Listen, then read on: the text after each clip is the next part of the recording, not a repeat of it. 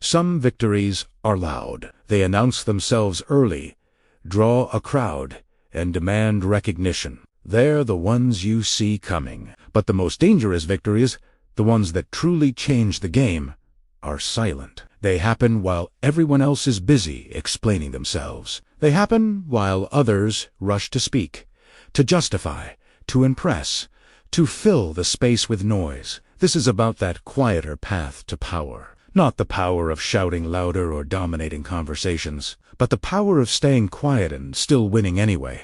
In elite circles, silence is not absence. Silence is positioning. It's a deliberate choice. Those who understand this rarely talk about it. They don't need to. Their results do the talking for them. One of the clearest lessons about this quiet power comes from Robert Greene's The 48 Laws of Power. The book isn't just about manipulation. It reveals a pattern repeated across history. Law 4 says, always say less than necessary.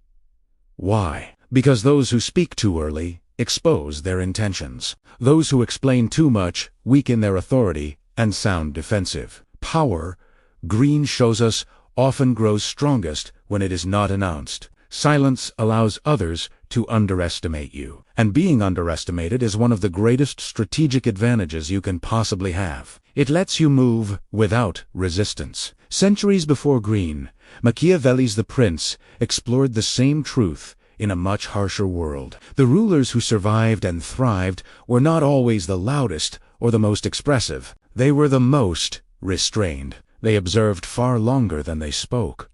They listened more than they revealed. In politics, in business, and even in our personal relationships, restraint creates uncertainty in the minds of others, and that uncertainty creates leverage. When people don't know what you're thinking, they become more cautious. They reveal their own hands first. You gain information while giving none away. This same principle appears again in Greene's The Laws of Human Nature. People are constantly revealing themselves through their emotions, their impulsive reactions, their careless words. They can't help it. When you stay quiet, you become a screen onto which they project their own thoughts and insecurities. You allow others to expose patterns in their behavior that you never would have noticed if you were busy talking.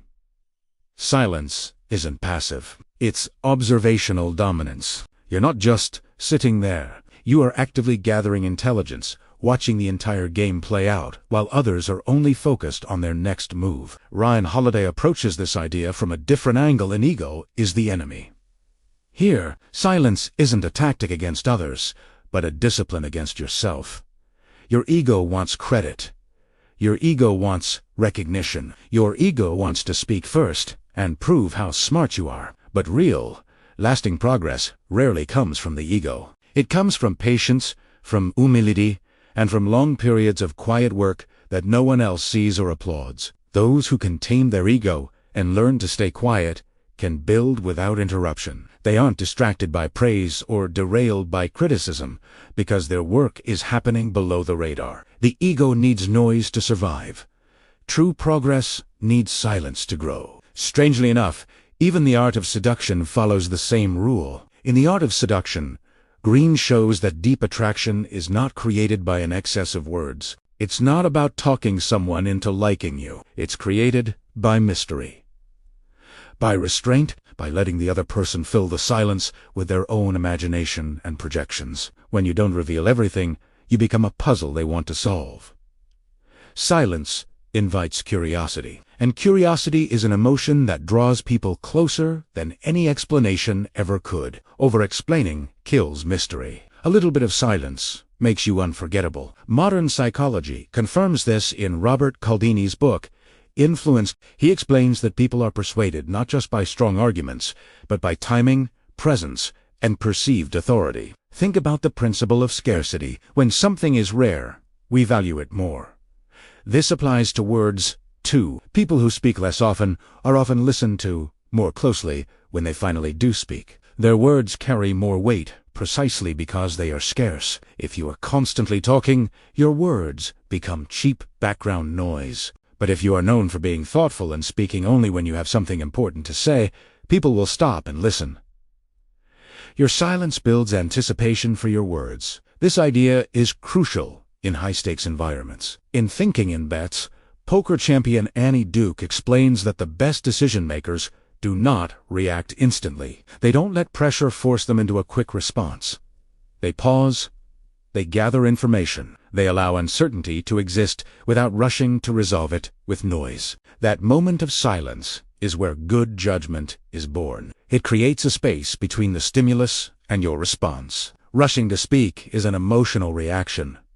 Pausing is a strategic one. In Tat Pals, you can separate fact from fiction, signal from noise, and make a much better decision. This theme of quiet, patient work is central to the concept of mastery, another of Robert Greene's works. Every true master, in any field, parses through long phases of seeming invisibility. There are years of learning, years of quiet repetition, years where progress is happening internally, long before it becomes visible to the outside world. This is the apprenticeship phase, and it is defined by listening and observing, not by talking and performing. Those who cannot tolerate this period of silence and obscurity rarely reach mastery. They want a reward without the quiet, thankless work. They burn out or give up long before modern psychology. The 17th century philosopher Balthasar Gracian wrote The Art of Worldly Wisdom, a guide for navigating the treacherous social courts of his time. He warned against saying everything you know and showing all your cards. Wisdom, Gracian argued,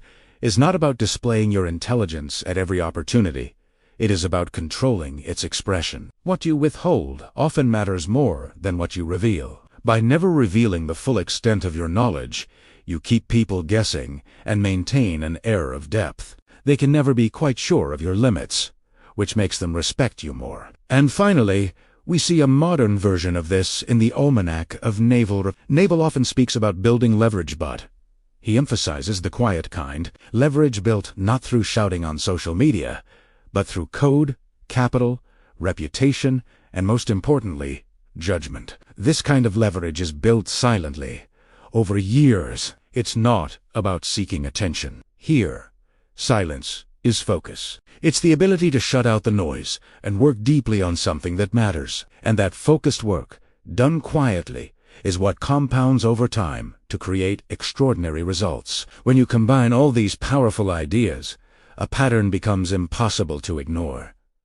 Those who win quietly do not rush. They do not feel the need to explain themselves to everyone. They do not fight every battle publicly or respond to every provocation. They choose their moments.